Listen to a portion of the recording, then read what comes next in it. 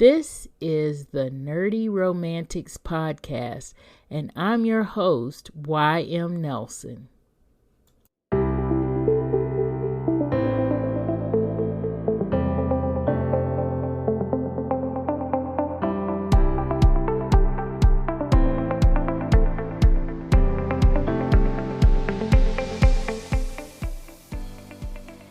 In this episode, we will recommend several romance novels that have differently abled main characters. This is part of our Who Gets an HEA series that focuses on different marginalized groups and their representation in romance. In today's episode, we're not only going to recommend several on the episode, we're also going to refer to a few more, which those will be in our show notes.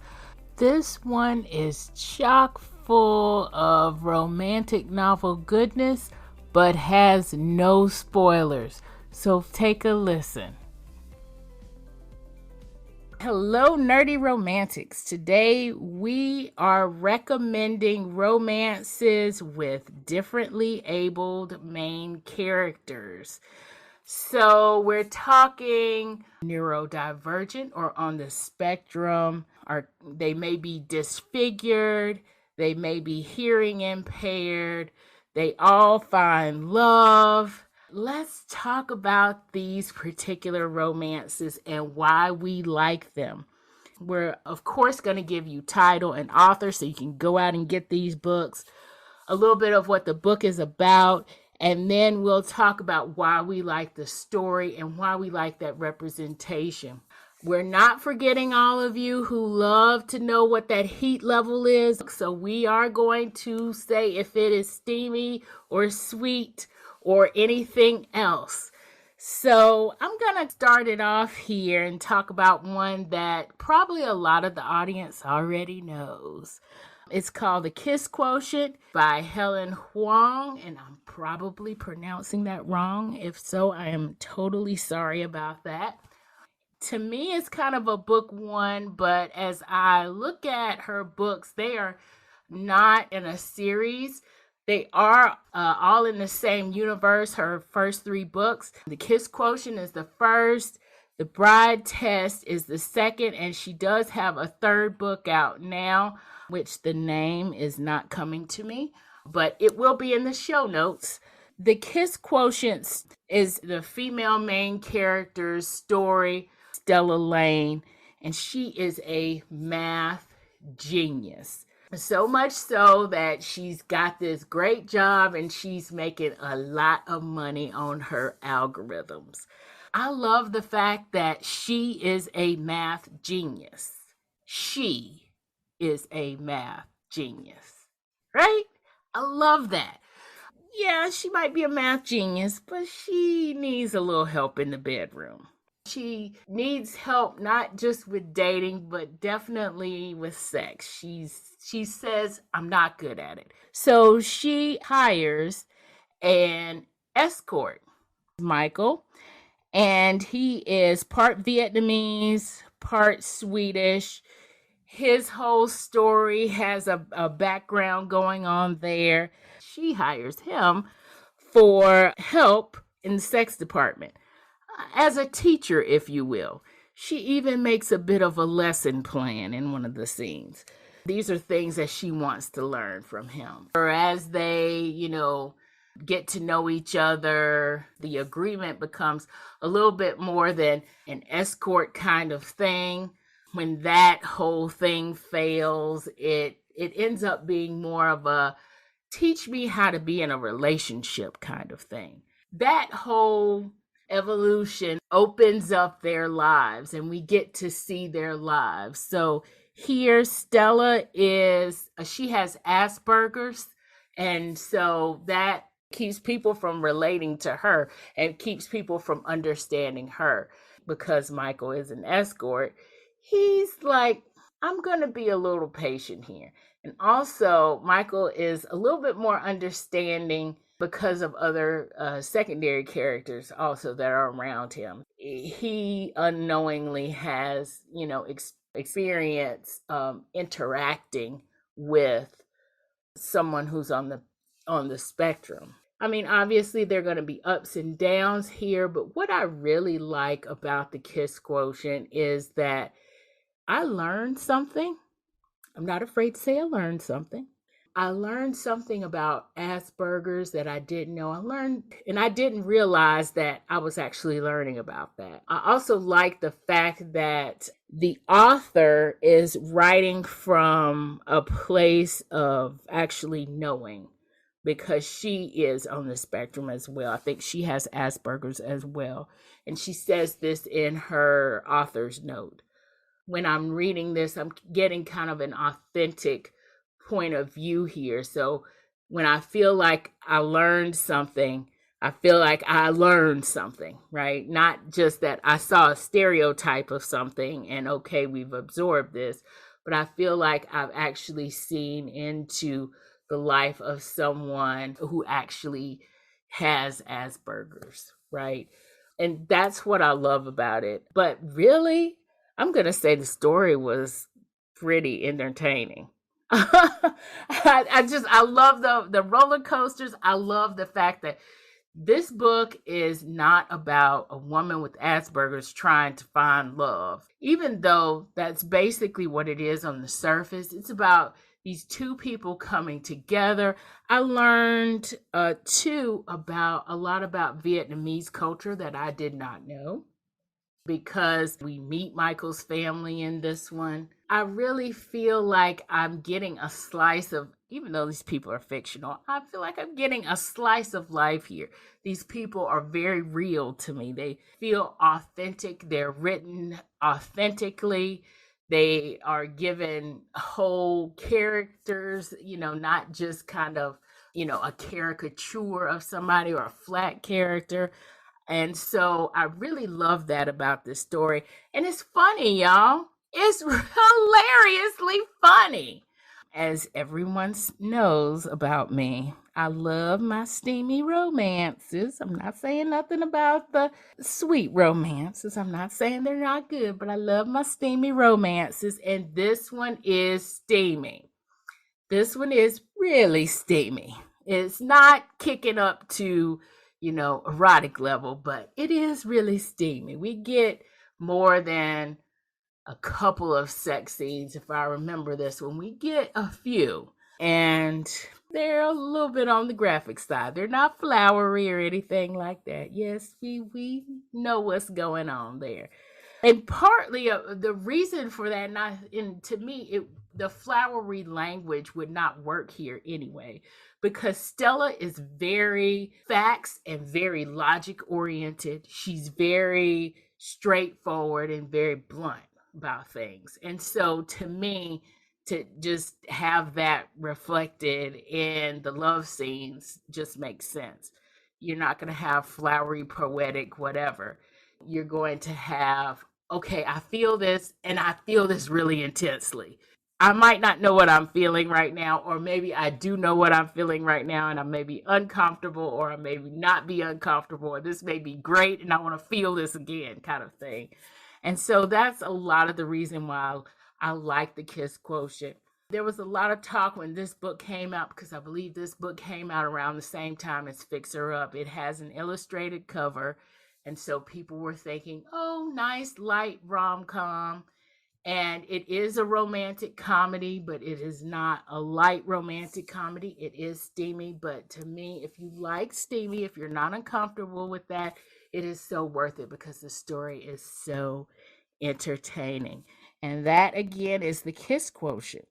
Let's move on from maybe being on a spectrum. We will revisit that in this episode, but let's move on to one with physical differences. I'm talking about Beast by Pepper Pace. We've got Nerdy Romantic Dana on with us today to talk about that one. Hello. So, hey, Dana. So I will say this background, y'all. I bought this book last year during Blackout the Book List kind of movement on social media. It was right after people found out how much Black authors were not making. And so we wanted to support them. So at first, I was buying this book because I knew it had been written by a Black female author and because Dana recommended it, y'all. And I bought it and I thought, okay, yeah, I'm down for this. But, Dana, you recommended it to me not just because it had been written by a Black author. It was more so because of the physical disformities that the main character has, right? Yes. So talk to us about this book. So again, the book is called Beast, and it's by Pepper Pace. And just kind of a little bit of background. I don't want to go into too much detail. In fairness, I read this book several years ago, so I don't want to go into too much detail and then say something wrong. But basically, the background is this an interracial romance, and it features two main characters. One is a plus-size Black female, and the other one is a disfigured white male. And so you got your interracial there. And then I guess in tune with what we're talking about here, we have a disfigured male. Now, one thing I guess that I want to talk about is when I looked at kind of what Pepper Pace was talking about when she wrote the book, it's supposed to be lightly based on Beauty and the Beast. So we all kind of know that story, a pretty girl trapped in a mansion on a hill with the beast who, if he has to make her fall in love with him in a certain amount of time, he wants to no longer look like a beast. I'll be honest with you, I did not really, I guess if she says lightly based, it's real lightly based. Yeah. Because to me, I didn't really feel that it didn't have that, hey, you've got to fall in love with me by a certain time so I can turn back. And none of that to me was there. So what you got was more of a character who looked beastly on the outside. And that is pretty much all I could see in terms of how it was based on it. So that aside, what I really liked and why I felt this is one I wanted to bring up for this particular episode of the podcast is because what Pepper Pace does, I feel like really, really well is she's very true to the disability, right? So we don't get a character who's disabled because they have a limp. No, we're going to get an amputee or a person who's paralyzed, from the neck down.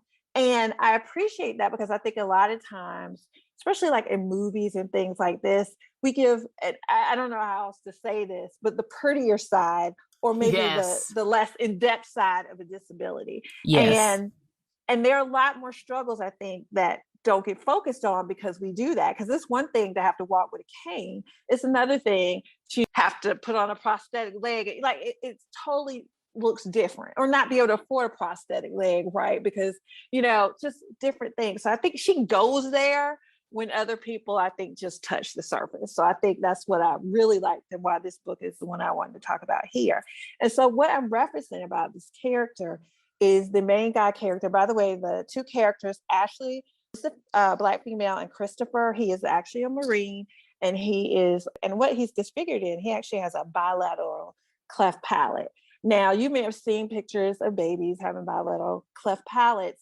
And usually from what I've seen, if they're young and they get it fixed, you may see like little evidence of it or a little bit of deformity, but nothing that would like really shock, I think, anybody. They've come a long way with that. It looks really good.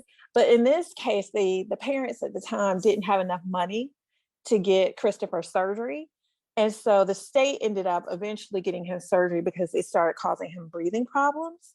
And the description that Ms. Pace gives is so detailed. So it's not just cleft palate, it's the cleft palate that has affected his teeth. He is missing teeth. His face is actually smashed in. I mean, when you read the details, this is not that. You know what? I don't know if anybody has watched this movie. There's this movie called Beastly. And I think it's like a young adult, okay, doing the beast thing. So they make this guy ugly. But one of the things they do to make him ugly is to give him a lot of tattoos. In my world, that is not making him beastly, like, in comparison. So he was still, conventionally beautiful in some ways. Exactly, he was. Right. And so some of that, and not to say that he was like there were some things, honestly, it looked like he had face jewelry on. But anyway, whole different subject. Reading this book and hearing how she describes him, that's definitely not the picture that I was getting of this Beast character. Yeah. And it's so funny because when you look at the actual book cover for the character, I mean, this man is like, ooh, he's like Avenger built, whatever. And he's wearing a hoodie over his head. So you don't actually see his face. But I felt like she gave such a good description that I knew this wasn't just, he has a scar from when he was younger on his face. Right. He was truly disfigured. So the main character, Ashley, in terms of just, I don't know, some people may consider she finds out she has diabetes. So a little bit about the character. Now, this is where, I'm talking about how Pepper Pace, I think I loved how she did the Beast character, Chris character, in that it wasn't like what I'm used to reading. But I will say Ashley was a little bit more of what I'm used to reading, in that she was a plus size woman who had really low self-esteem. We have her exercising and working out and all that stuff, which is traditionally not something that I like, but I feel like the way it was done with the Beast character, because she goes up to him and she's like, oh, I lost like weight, I'm down 3 dress sizes. And he like, yeah, that's great, whatever. I liked you how you were. He didn't care. Yeah. Really, right. But it wasn't anything to him.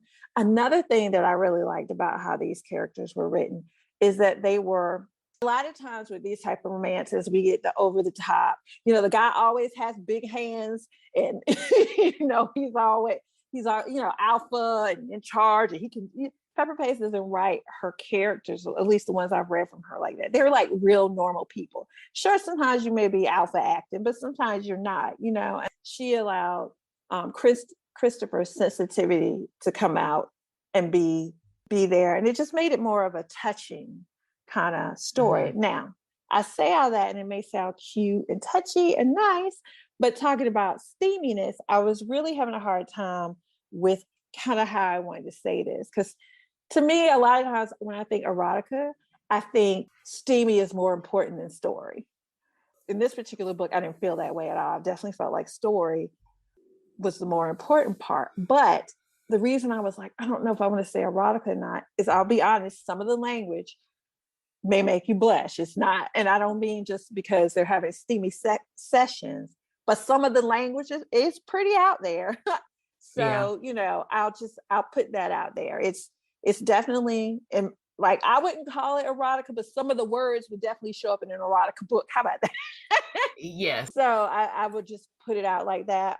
But again, I loved it. It felt like more like a real romance. I really enjoyed the characters. I don't want to tell you the end. I will say I was a tad bit upset about the end, but I think it kind of falls into that they were trying to get us to a happy ending place. Yeah. And so I think we kind of went back into the old standby for that. But I think this is a great book to read if you're looking to read about some differently able characters. And I think this one was really well written and I enjoy it. And I would say check out some of her other ones. I've read other ones. She's had characters in wheelchairs, characters who were blind. She even had, I won't go into that. But anyway, she has some really good books if you're looking for differently able people. And I think she writes those people very well. Dana, definitely give me some of those titles after we finish recording this, and I will put those in the show notes. Okay. I'm going to make an honorable mention, of course, as well, too. So everybody make sure to go to ymnelson.com to see the show notes for this one, because we're going to put some other recommendations in that we're not going to talk about here. For this one, Beast by Pepper Pace, I agree with you about the erotic level. So this is from a romance writer perspective. There is a difference between, and you touched on it here, there's a difference between erotica and erotic romance. So erotica, you're right, Dana, the sex is more important than the story.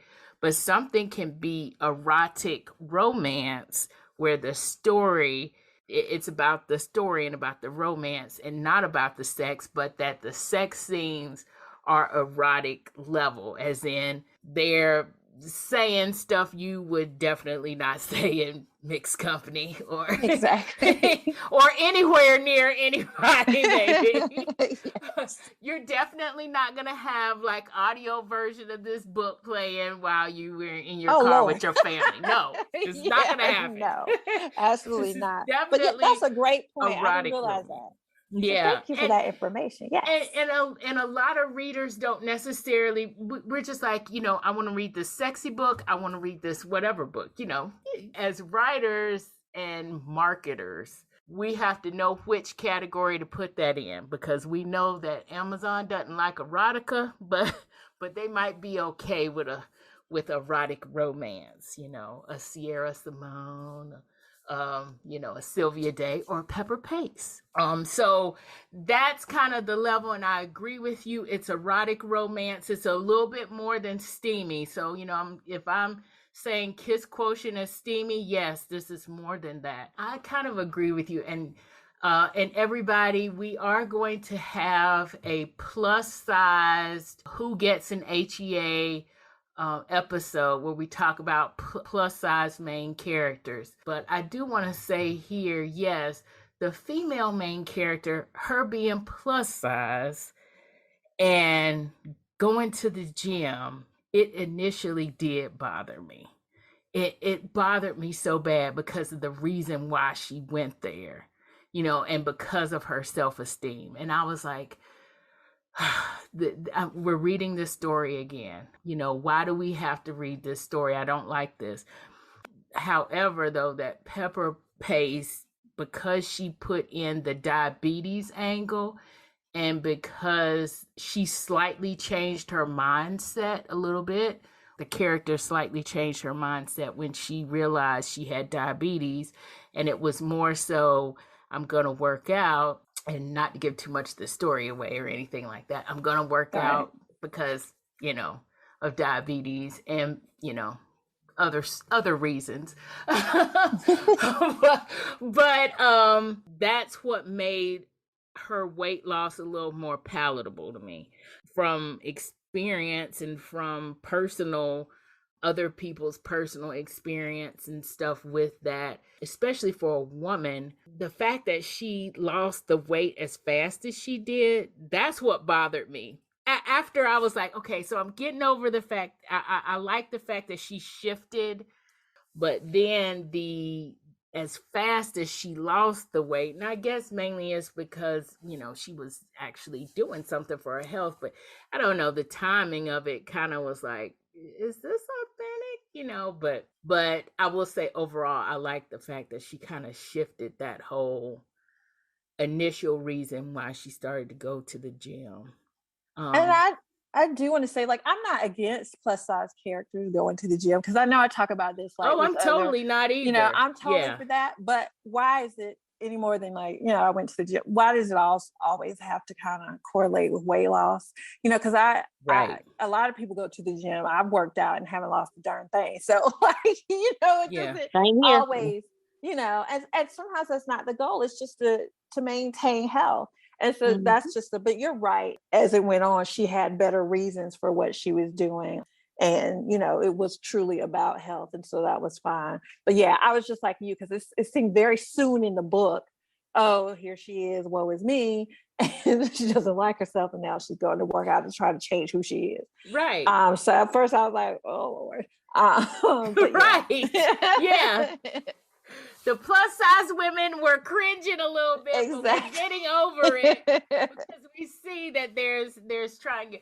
I also realized that everybody's story is a little bit different, and what everybody is trying to actually show is a little bit different. So I give a little bit of leeway for that, and two, I mean, let's be honest, it's been so long for us to even come to this point where, we're seeing plus size women, not go into a book thinking, I must lose weight for a man.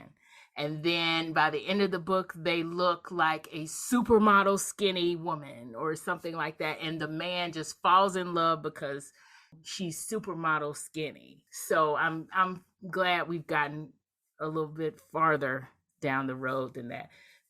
And we're moving. We're moving. The story is, of course, more than the differently able, but I will say for this particular story and for the representation for differently able, this is not a conventionally beautiful man, at least from the neck up. From the neck down, For the he neck is hot. Hot. Okay, y'all. I mean, yes.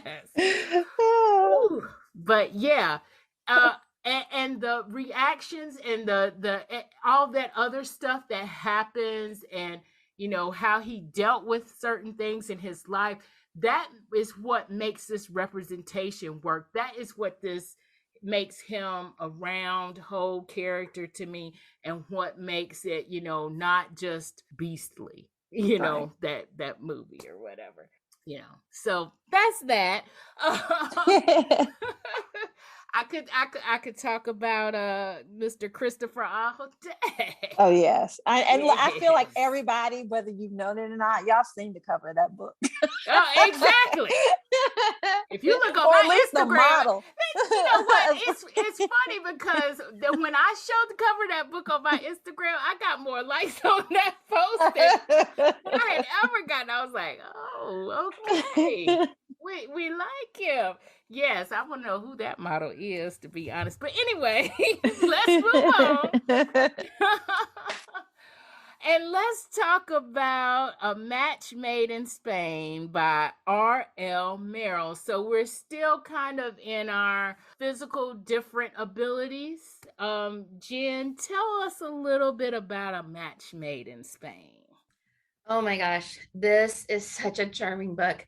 This book is about a teacher who is going on a field trip to Spain for like 12 days with a bunch of kids. And she is actually the ASL teacher. The Spanish teacher was supposed to take these kids, and there's more than one chaperone in this group, but the Spanish teacher that was supposed to go fell and broke her pelvis. So obviously she cannot be wandering, taking kids all on these walking tours all over to, I think they go to 3 or 4 different cities. They do all these things. So the ASL teacher is tapped to go. She knows a lot of the kids because it's a small school. So they end up in Spain. And this is one of those books that hits so many joyful moments. First of all, we've all been sort of stuck inside, Yes. not going anywhere or seeing anything. And if you just want, a beautiful travelogue that talks about a really fascinating place to go see with beautiful architecture and interesting things to do, they go to this really amazing festival. I'm going to let you guys read the book so you find out more about the festival, but it sounds absolutely amazing. There's that kind of an experience that you can get through it, but it's also super funny because you're seeing this amazing architecture and these beautiful places sort of like through the lens of teenagers who who are sometimes who are sometimes have just really interesting observations about the places that they are. So that just makes it really fun. And then sort of layered within all of that is this romance that happens. So our teacher, Cecilia, has, like I said, she's the ASL teacher and she has hearing loss. So she can hear a little bit, but not very well. This is a Grumpy Sunshine book. And one of the things I love about it is that our teacher is the grumpy one. Now, she's not grumpy, like mean or anything, but a lot of things happen to her right before the book opens that have definitely put her into a mood. So she is divorced, which is fine, but it's right at the end of the school year, and her ex-husband has announced, we need to sell the house immediately. Apparently that was kind of the plan overall, but he needs her out of the house ASAP so that they can get it ready to sell. She's like, oh my God. So if you can imagine how busy a teacher is at the very end of the school year, now she has to move out of her house. She's going to drop all of her stuff off at her mom's house. And then within just a few hours, she has to get on a plane with with all these teenagers and go to Spain. And you're like, well, you're going to Spain. Yes, I'm going to Spain, but I'm going to Spain with all these teenagers. And it wasn't, Right. and I'm suddenly going to Spain. That wasn't the way I was planning to spend this week. I had other things on my agenda for this week. So although, certainly it's a lovely thing to get to go to Spain, but you can imagine with her life kind of and all of her stuff just sort of turned upside down, that this is not the best timing for her. And so she's in a little bit of a mood. That one of the first things that happens as, they get to the airport. So all of that backstory that I just explained, all of that is sort of, it happens very quickly. There's very little about all of that. But she's in the airport and they have the meet cute, right? We have to have our sweet meet cute. Our hero in this story his name is Philippe. Philippe his family owns a winery, and he's in the airport too. And he's having a business meeting on the phone, and he's stressed out, and there's like decisions to be made. So the whole time that they are in line, he is on the phone and talking to his chief of staff person. Every time the line moves, he moves his suitcase and bumps into her every time he moves. But he's on the phone having this very serious conversation. And so she doesn't say anything. So on top of everything else that has gone on with her this week, this man right, just keeps bumping into her. And so she finally, they go through the line, and then what happens when she gets on the plane? Oh, look, that man is going to sit beside her. So now he's off the phone, and he is going to be Mr. Charming. He's like, oh, look at this cutie pie beside me. Ooh, I think I might have a nice little conversation. And she is having none of it. She is like, no, because wow, one of the kids has a nosebleed, that kind of thing. So she has a lot of other things on her mind. And that is one of the things that I found so charming about this book, is that our Philippe character could have easily been, sort of a stereotype. He's handsome and suave and charming, and he's so smart, and he's Spanish, and he knows about wine. He could just come in and sweep any woman off of her feet, right? Raise your hand if you are ready to be swept off your feet by a charming Spaniard man. Of course.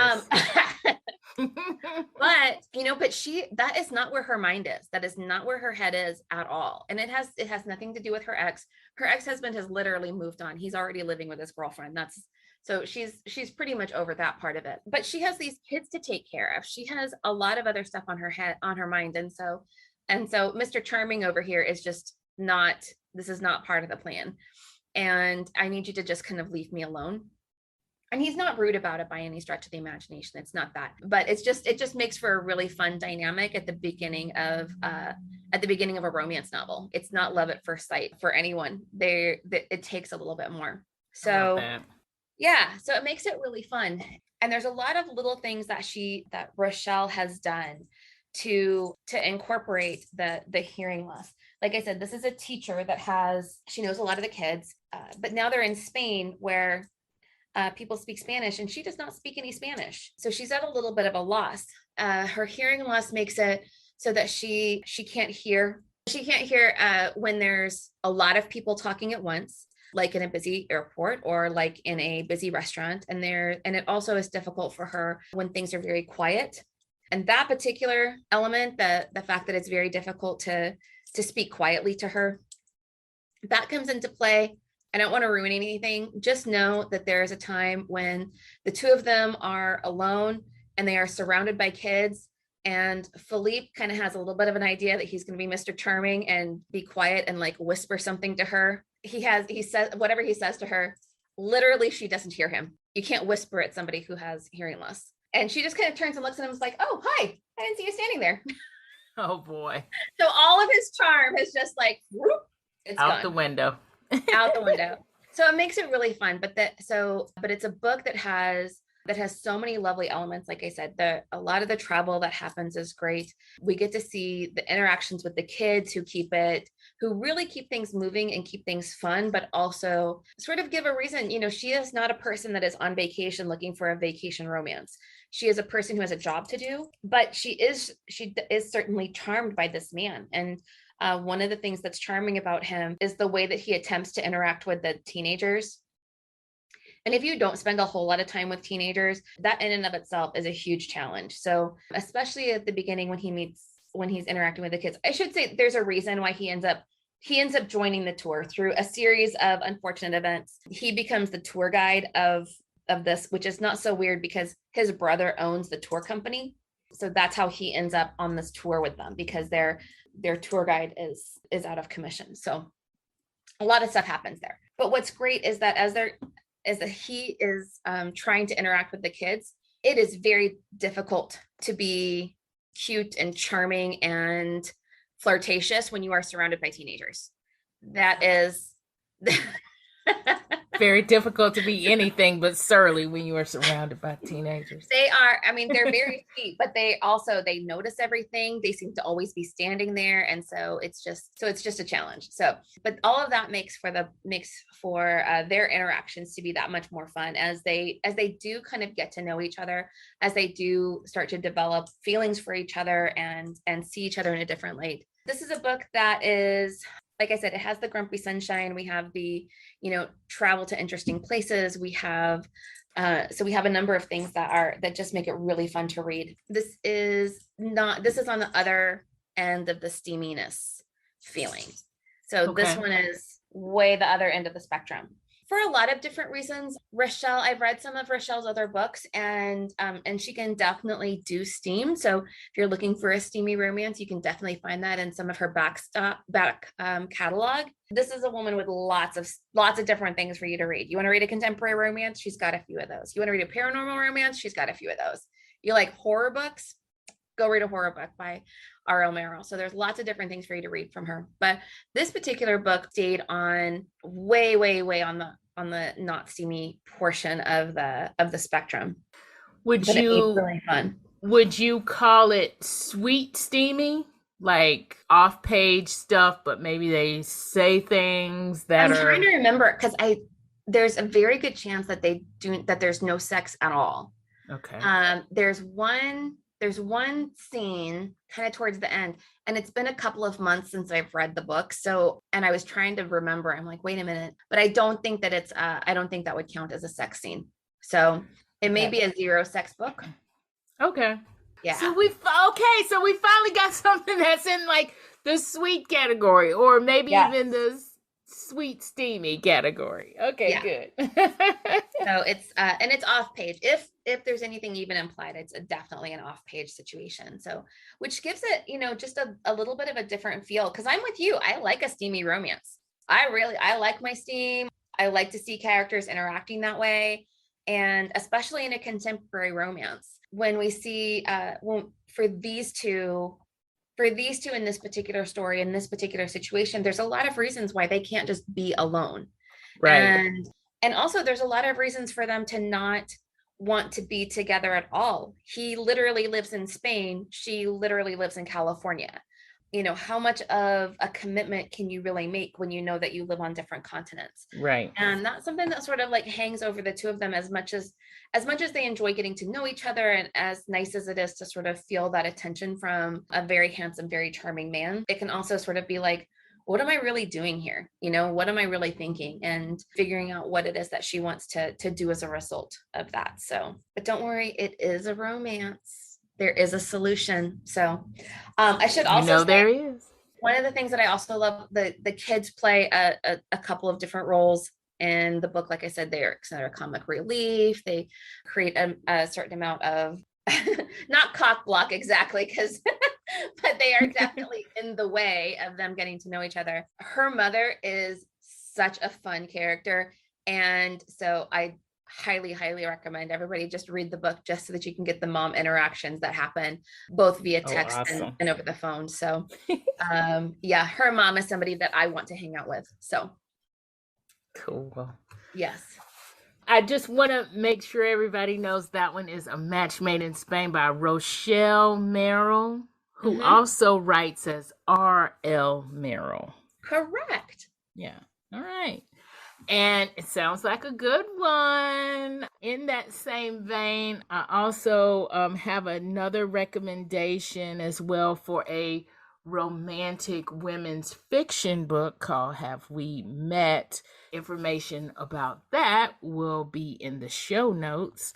And so that's kind of in the same vein as far as physical difference abilities. So now we're actually coming to a portion of our episode, which I'm going to deem the Talia Hibbert Love Fest. The reason why is because, well, we love Talia Hibbert, let's be honest.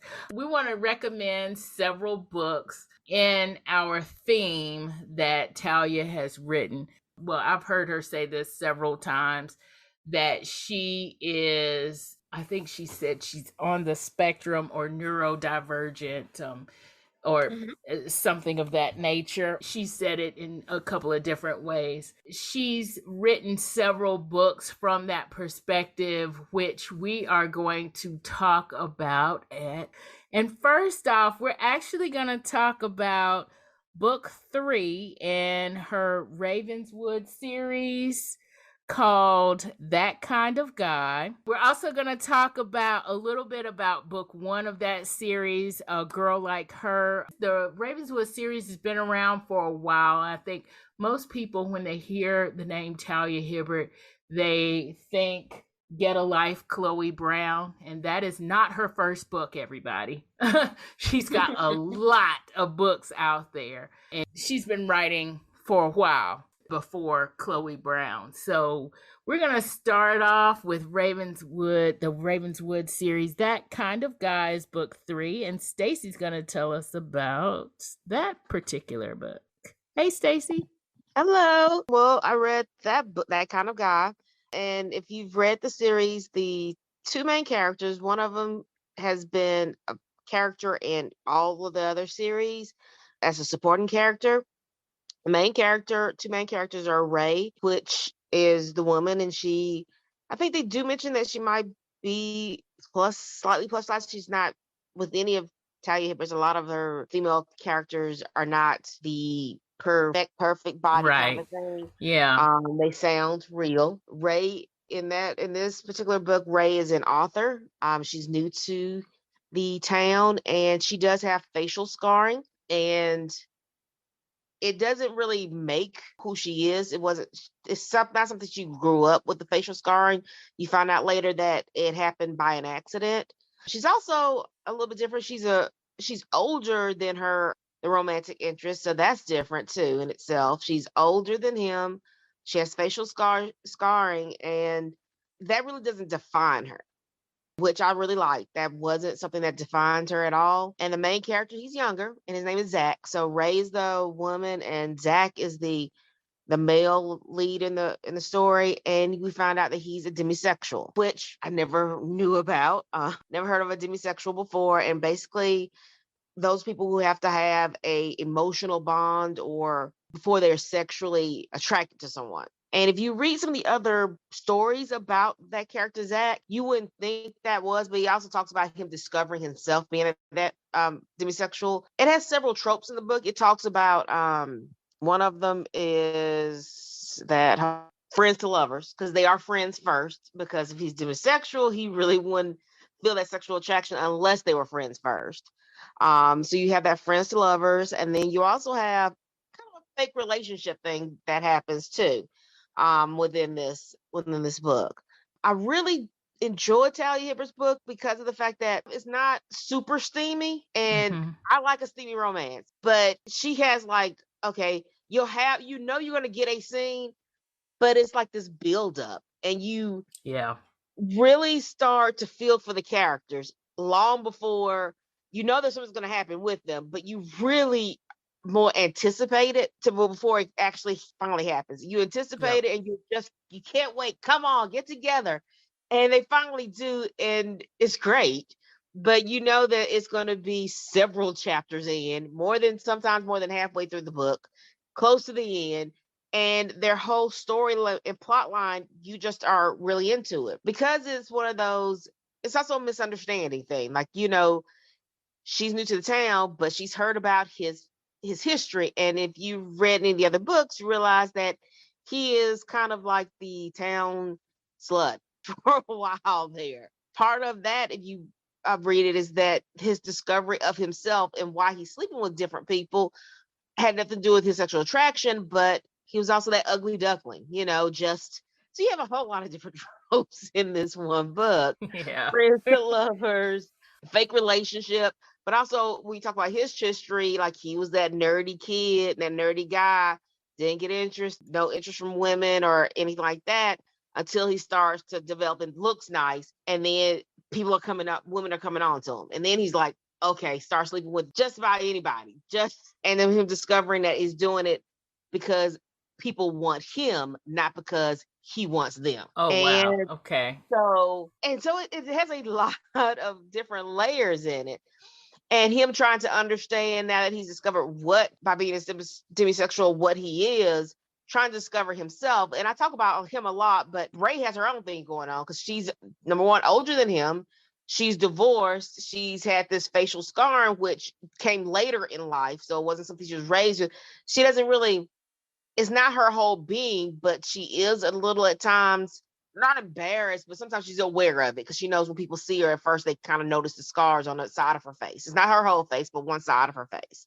And you figure, and they also talk about that she has this condition as well. So he's a demisexual. She has this health condition that if you've ever stood up too fast and you get lightheaded, but she actually is more serious than that for her. And that's what actually caused an accident to have the facial scarring. But overall, it's just a really good story. Talia always does a great story. And you really enjoy the cast, but you enjoy the characters in the story and they're just development, their inner turmoil, she realizes she's older than him and he doesn't seem like he's interested, but he's trying to discover himself. And is he really interested? Is it because she wants him or does he really want her? It's a lot that goes on in that book. It's just a great read. It really is. I enjoyed it. I've read the whole series, that Ravenswood series. That was probably one of the better ones I liked them all, but that really stuck with me, that one. Yep. And that one, it looks like that one's at the end of the series. So that's actually one more she did. There's one more? Okay. It's not really part, it is in that world. I wouldn't call it the Ravenswood series, but it's part of that world. And she's a side character that we noticed in the first two, and she appears on that, and she's in that last one. So I have a question, and now that we're talking characters, so is Zach the same Zach from the first book, A Girl Like Her? Is it the same Zach? Yeah, Zach is the character that is the with friend, the mom, the friend of Evan. Okay. Yes, okay. Friend of Evan, who's the mom, and then the second book is with his brother. Okay. Zach's brother is in the second one. Okay. All right. So that's how they're connected. Cool. Mm-hmm. Everybody in there is connected, and all four books, they're connected. Yeah, because this is this Ravenswood is a small town, so everybody knows everybody. Pretty much. Yeah.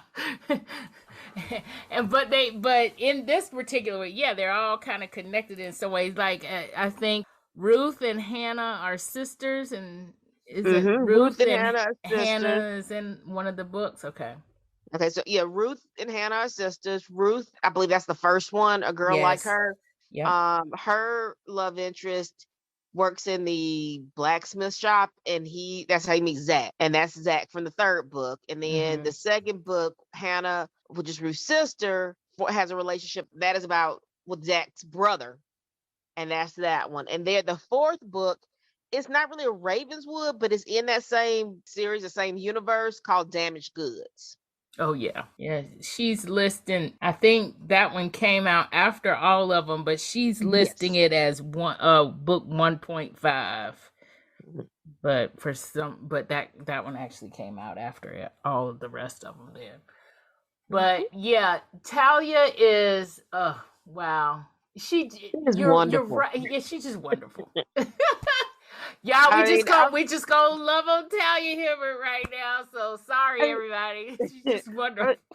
I started the series, all these Talia Hibbert books, because of you made a suggestion, and I started one of the Ravenswood books. Then I did read. Let's talk about the her the Brown sister books there. I really like the fact that it's that slow burn that there's going to happen, but it's only one scene. And a lot of romance books, I tend to if I'm going to go for a romance, a lot of times it's going to be steamy, and it's steamy all the way through. But Right. hers are just, because of the character development, you don't notice it that it's taking so long to get to that stage. I've listened to some of hers because when I travel, when I drive and all that, I like to have, an audio book or something like that. I've listened to it for like almost 5 hours on one of the Brown sisters, and nothing has happened. Nothing really steamy. We know you anticipate, and there's some scenes that are spicy, I guess, sweet, but Yeah. not the full shebang. and Right. and I'm like 5 hours into it, and I'm still enjoying it. So that tells you a lot, at least from my perspective here. Yeah, I mean, and agree. from anybody's perspective, I will give a caveat though that because for some reason people think not steamy equals okay language. That's not necessarily the case. Yes, she gives you a few F words. She's talking like they're talking like real young folks. Real young folks do nowadays when they're not around their parents necessarily.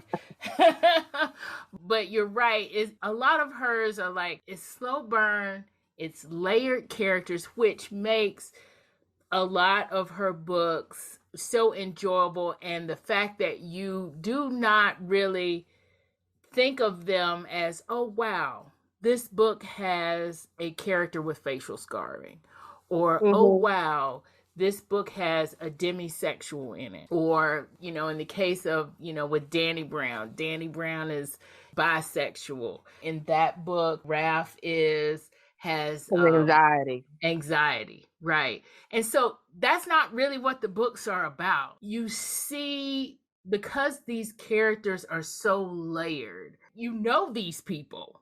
Yeah, I It's totally agree with you on that. I mean, you feel right. like you know them, but also they feel just really real. Yeah. So, I mean, it's first time I read one of her books, it's like, gosh, these people seem like real people. Right. Versus if you've read I mean, I love Bridgerton and I like the that TV show, but that whole historic romance, nobody ever actually feels real. To you. They've Yeah. got there's something going on, issues, but tend to be perfect people. Just Yeah. nothing's really wrong with me. There's no physical, mental, there's nothing really going on except there might be something going on in the background, but there's nothing wrong with them in a way. Right. Exactly. And There's something going on with a side character. yes, but they're fine. But they're right. Yeah. There's no, I mean, it's the first time I've ever read in her books where, there were people who were on the spectrum. Like you said, anxiety. It's like, wow, someone who has crippling anxiety, which was different. Every one of her books I have enjoyed. So let me leave it at that. I love her. She's great. She's great. She's great. And we'll talk. We're talking a couple of more of her titles, and we're gonna stay in the Ravenswood series with A Girl Like Her. We're gonna talk A Girl Like Her and Eve Brown. I'm probably gonna talk a little bit more about A Girl Like Her, and Jen and Staci, kind of chime in if you want. Jen and Staci have both read A Girl Like Her, maybe a little bit later, a little bit earlier than I have. So I kind of remember a few things about A Girl Like Her. But this one, the female main character, Ruth, is on the spectrum. Actually, no, she is autistic. She says, I'm autistic. Plain out. And it's funny when she says that, I'm autistic, because it's not like, dum dum, I'm autistic. Oh, now this is a book about an autistic. No, it's just like she's just saying this is a fact, deal with it. And she's saying this to her eventual love interest, who's also her neighbor, Evan. He's like, okay. All right, let's move on. All right. It's more so like she's using that as an explanation, but he doesn't see her as autistic, right? He sees her as this woman whose personality is X, Y, and Z. She's a little bit rude, she's blunt, and but she's passionate. He really mentions things like she's passionate and she's really into certain things. And he knows this, of course, because he actually talked to the woman, unlike her ex, who did not really talk to her.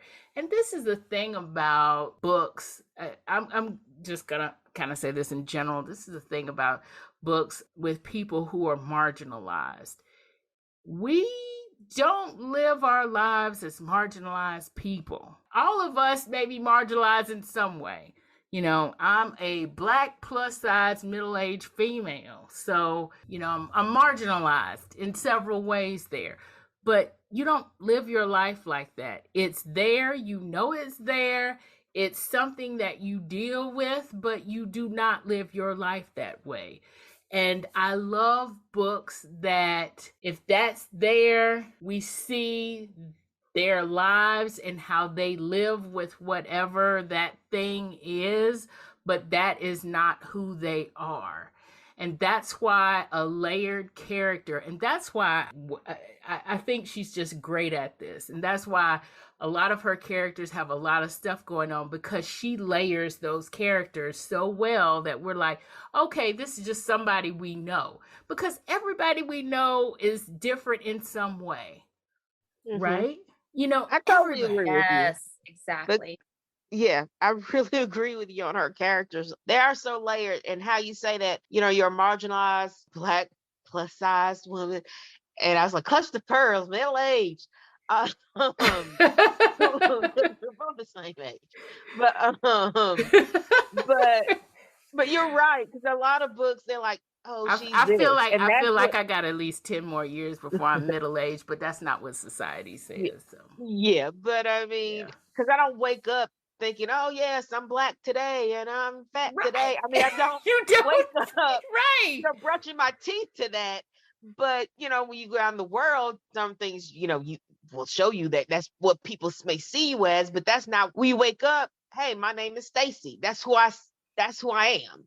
And her characters are like that. You don't see she's just autistic character. right. You see her name is Ruth. You know, she does this, Exactly. and this. You know, it really is. Her characters are really well written. Yeah. And sorry, I kind of jumped in there. So no, I'm totally with you on that. And feel free, jump in as much as you want, because like I said, this is a love fest right now. We just going off book. We going straight love fest here. But yeah, and a girl like her, you know, she is autistic, and we don't really, you don't even really feel that from the moment that you meet her and you're in her head, right? And I think that's genius to me. If you're going to have an autistic character, make that autistic character the protagonist. We're in her head and we're seeing her thought processes. For me, some of the way that she's thinking is like, oh my gosh, I think like that too. And yes, I do go off book. And like every now and then I'm like, I have to remember the steps. Like she was remembering what the steps were because Evan was so close to her, and the sensation of him being close to her, you know, she was like, I was supposed to be doing XYZ. And so you don't know if that necessarily has to do with her being autistic and not remembering stuff, because she does have a tendency to go off book. And that has to do with her being autistic. She does have a tendency not to remember certain things because her mind goes somewhere else. But it's like we all have felt that way. Like you get around, you know, somebody you're attracted to, and you're like, oh, I think I forgot what I was doing. I literally do think I forgot what I was doing. So when you have a character like that, you're in that character's mind. You know, you're seeing some day-to-day things, and you just kind of see thought patterns happening and things like that.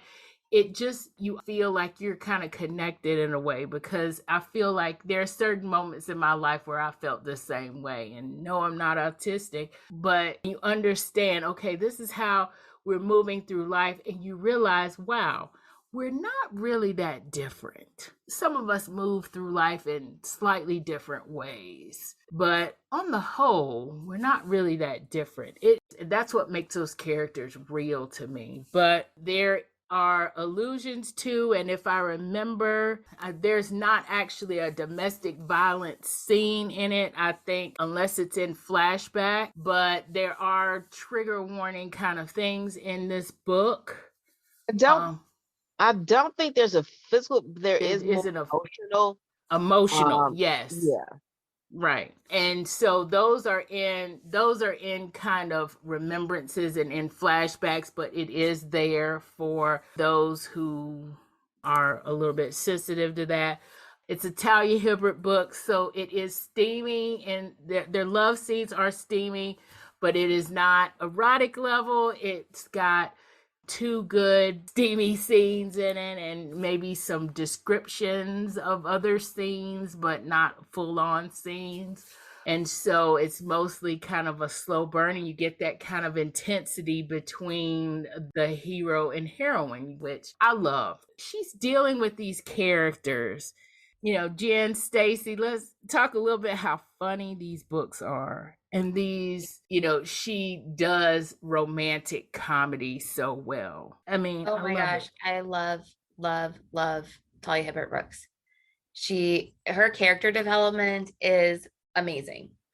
It's absolutely amazing because it seems so subtle and so natural that you don't even notice that that's what she's doing. She really gets into their head and, sort of takes you along on what they're thinking about and how they feel about stuff. And it gives you such great insight into who this person is, that they feel like people, not characters, not words on a page. They feel like people, right? And you so quickly become completely invested in them because you're reading their thoughts and how they would react to something. And even so, the book I read was Act Your Age, Eve Brown, which is the third book in the series. But yeah, the Brown Sisters series. Brown Sisters. Yeah.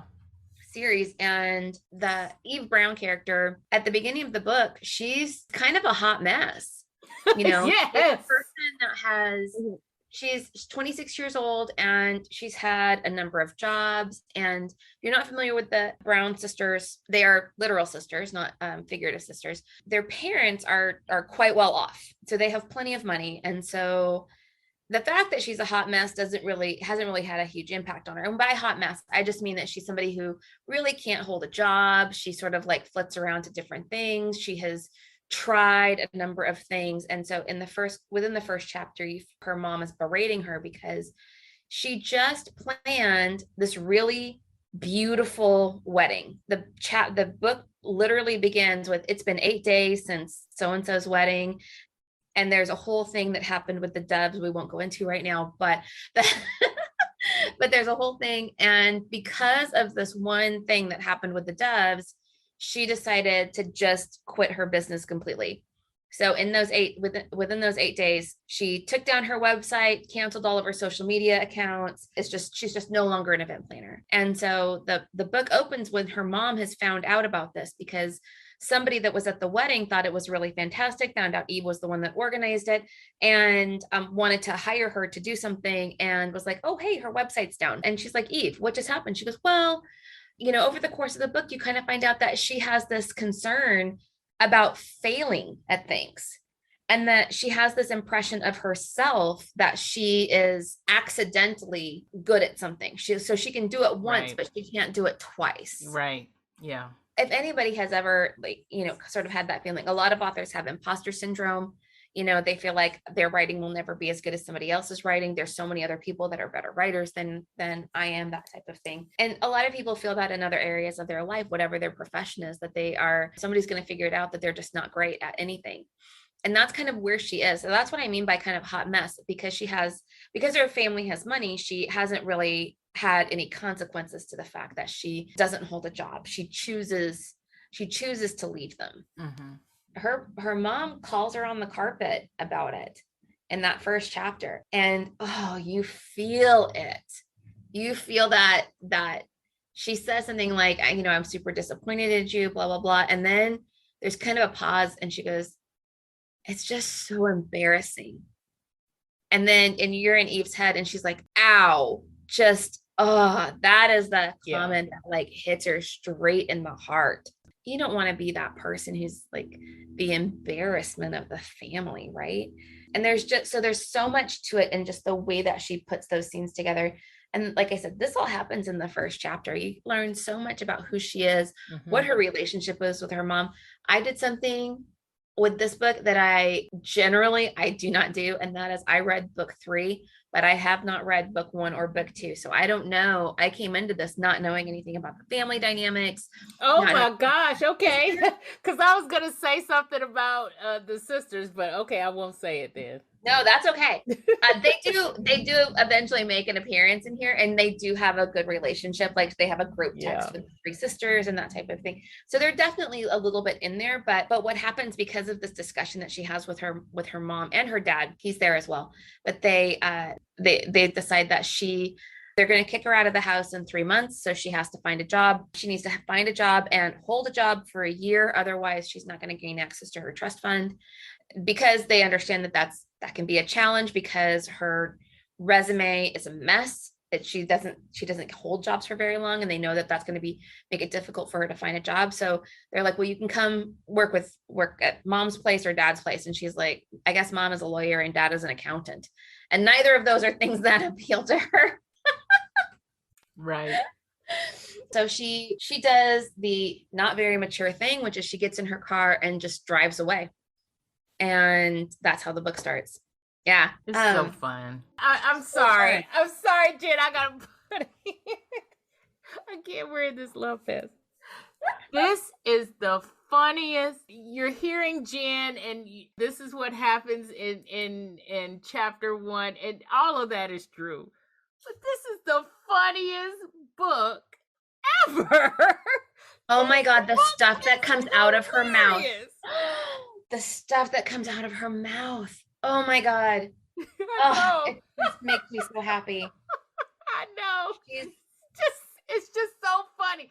This is just a personal thing. I'm not a fan of slapstick. I'm not a fan of that physical comedy. You know, I love the dry wit, which is why I love Talia here, because she does it so well. She does that dry wit thing, that sarcastic banter that just makes she does that so well. And I'm just like, she does. Oh, it's amazing. But there are several scenes that are just straight slapstick, and they are hilarious. They are just totally hilarious. And oh my gosh, I'm gonna have to get this book but to make sure that I'm not totally giving something away. So yes, I'm totally not giving this away, because it's literally on the back of the book. Right? She hits Jacob with the car. That whole scene where she hits him with her, and she just met this man. This is like on her quest to find this job that Jen's talked about. And she's literally just met this man, and she ends up hitting the dude with her car. That whole scene. Now, oh my God. That shouldn't be in general. No, please don't go out and hit anyone with your car just for no, please don't do that. Don't do that. I'm not advocating that at all. But the scene in this book where she does that is hilarious. Oh my God. So in that scene, we're in Jacob's POV, and yes, I died. I died. I'm also, I don't usually listen to audiobooks, but I listened to this one on audiobook, and I had to rewind it and go back and listen to it again, because I was just like, what is happening right now? And fantastic. Yeah. It is absolutely fantastic the way that scene all comes together, and how he just, how he crumples, and there's, love it. Just love that scene. And there's so many things like that in the book, where it's like you're in this up close, just really, the scenes are very detailed, the things that they're like physically, what they're doing, what they're thinking about, what they're saying out loud, how that conversation is moving forward, she is able to juggle all those things so effortlessly and just so deftly that it makes reading her books so much fun. Yeah. So much fun. Yeah, it does. Yeah, I'm actually looking for once. Actually, for her whole series, I actually have the physical books. I don't do that a lot, but yeah, I'm looking at my copy of this book, and I remember I actually was reviewing this one, and I marked all the pages where I laughed out loud, and this book looks so. I have little stickies everywhere where this book has been. I may take a picture and put that on the show notes, but it's like this book is just like marked up everywhere where I laughed out loud, and then I've got this one big sticky. I don't know what that is, but I think that whole scene was probably laugh out loud. But yeah. Most people that may have heard of Talia Hibbert recently or just heard of Talia Hibbert have heard of her through these books, the Brown Sisters trilogy. Maybe even started with Chloe Brown, maybe not even moved past Chloe Brown. I see a lot of Chloe Brown covers all over social media, but I don't necessarily see Eve Brown's cover over social media as I do with Chloe's book. And I really encourage everybody, you've got to get this book. Actually, all three of the books are great, but definitely get Eve Brown's book. Yeah. So we're talking about folks that are differently abled, and Talia Hibbert is one of those authors that does those kinds of characters just really, really phenomenally. So Jacob, in the first scene when we meet him, maybe like one of the first 5 things out of his mouth, because he's sort of stumbling a little bit over his words, and he knows that he comes across very aggressive sometimes. He just straight out says that he's autistic. He sort of apologizes for whatever it was that came out of his mouth and said, "Oh, sorry, I'm autistic." And then he just like keeps rolling forward with what it is that he's trying to do. His deal is that he needs to replace his chef. He had a chef quit on him because she won the lotto and just wanted to move to Scotland or what have you. So she is on her way to do that. And he needs a replacement ASAP. So that's what she walks into, what Eve Brown walks into. What is really interesting in this book, and I don't want to like give it away, but one of the reasons I read this book is that I was looking very specifically for a heroine with autism, because this is April, it is Autism Awareness Month, and so I have a daughter that's autistic, and I really wanted to talk about a heroine. And there's lots of heroes that are out there, and which is pretty typical because boys tend to be diagnosed more often than girls are on the autism spectrum. But what happens in this book, which is really, really beautiful, is that Jacob is sort of a little bit more of a standard, the type of autistic that we would normally be able to recognize pretty easily. He's male. He's aware that he's not great socially. He's aware that he has to sort of make up for the fact that he can be come across as rude, and he tries to recognize that. His office is super organized and laid out in a very specific way for him. And that's how we normally think about autistic people. Whereas Eve does not have a diagnosis. And in the course of the book, there's some things that come out that give her reason to Google autism. And what she finds is that when she looks closely at a lot of the symptoms that are out there, she's like, oh, hey, wait a minute. This might be, there might be something that's going on here with me. But she's not terribly interested in getting like an official diagnosis, which is also very different than what we see from a lot of folks, where they really want like an answer, but it's just not who she is and not what she wants out of life. She really just kind of wants to be, her goal really is to just be happy. She wants to be proud of herself and be happy with herself. And I think that is a beautiful thing.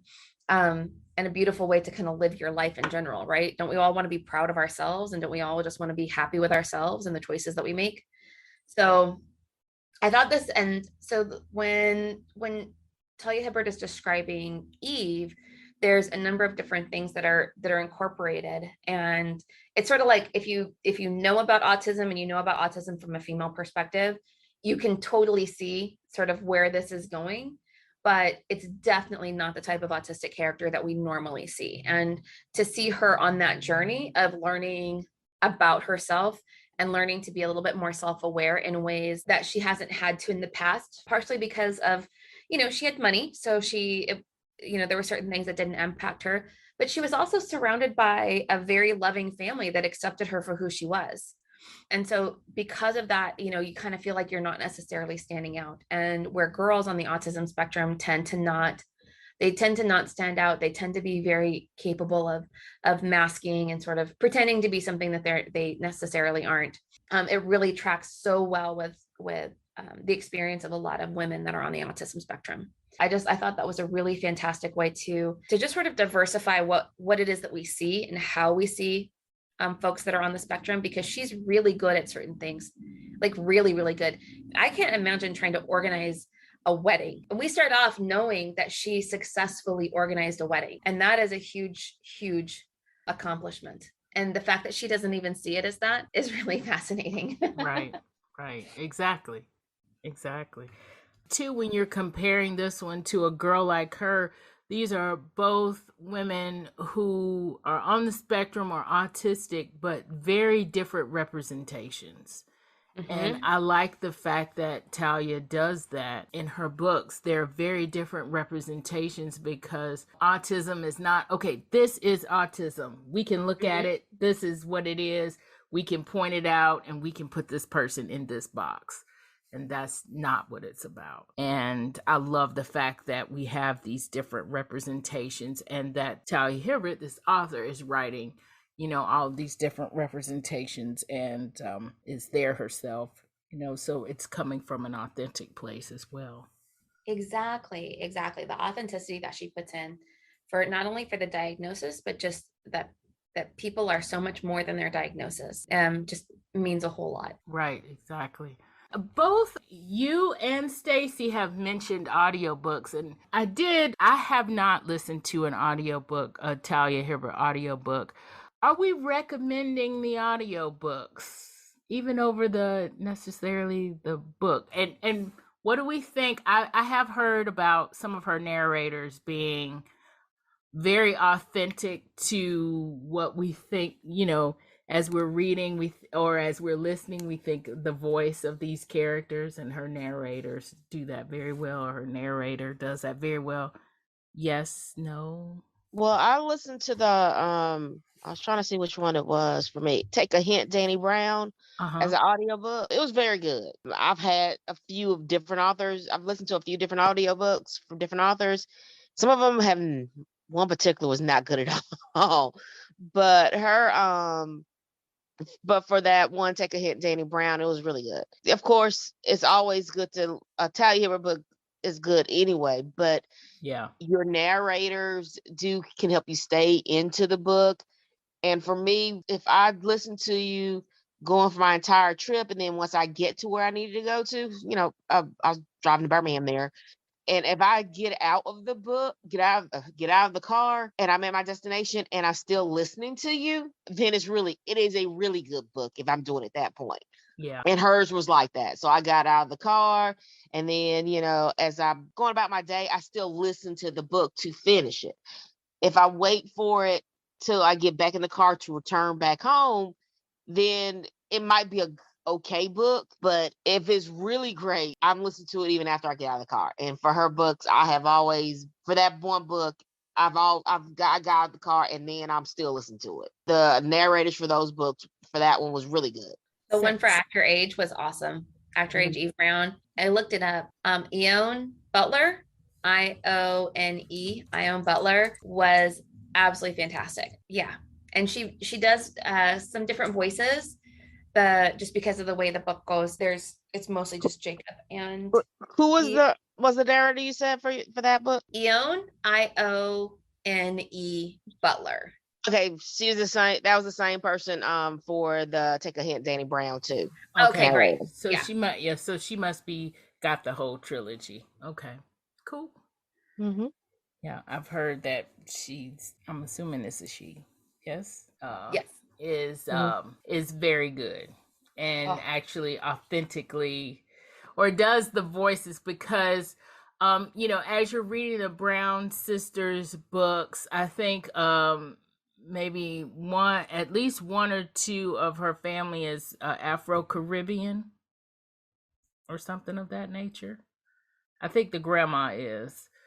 I'm not sure, but but they're all in all of these books. The whole family is in all of these books at some point. And so you know, it's interesting. We had to do a bit of a love fest for Talia Hibbert because she does have a lot of differently abled characters, and she's done a lot more than Get a Life, Chloe Brown. Okay, so go and read some of these other books that we talked about. She has a lot more out there, and they're just entertaining stories, everyone.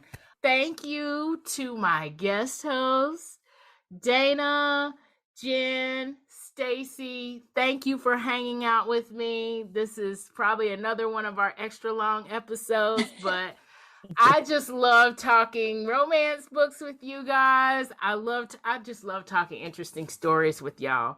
Thank you for hanging out with me for this episode. Thank you. Yay. Thank you. Thank you so much. So that's it for this episode. Please subscribe to Nerdy Romantics Podcast wherever you get your podcast to be notified anytime a new episode drops. And if you like what you're hearing, please rate and review.